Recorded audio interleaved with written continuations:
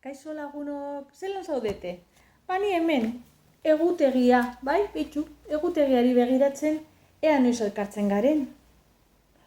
Ala, bihar, apirilaren 23 da, bai, liburuaren eguna. Eta nik gauzen artean behitu, topatu dut, ipuntxo hau.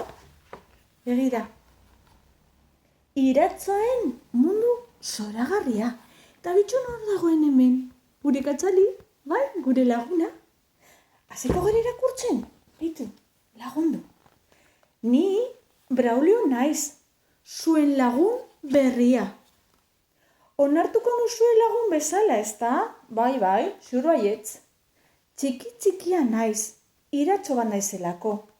Anbotoko Mariren laguntzailea naiz. Bai, Mari, Amandrearena, Sorgin, Lamina eta jeinu guztien erreginarena. Beituzi polita, gure Braulio, bai? Oso polita da. Aber zer gehiago dagoen hemen.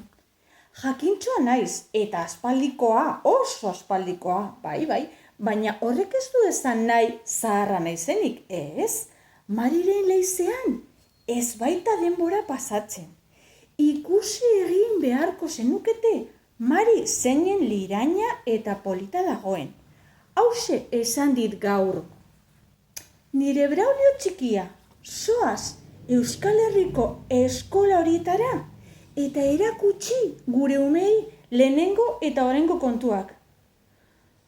Ala, baina gure eskola itxita dago. Zer egin aldugu ba? Badakit. Zer egin aldugun? Braulio iratzoa zuen marrazkietan agertu alda. Braulio dutxa hartzen, Braulio etxean jolasten, eta gutxi barrio, bai, jolasten eta kaleratzen apurtxu bat.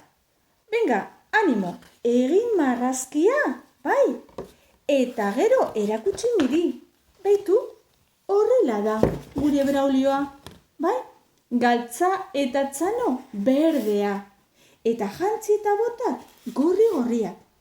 Hala, ni joango naiz hartzera margoak eta gure Braulio iratzoa margotuko dut. Anima zaitezte zuek ere, bai? Ondo pasa lagunak, agur!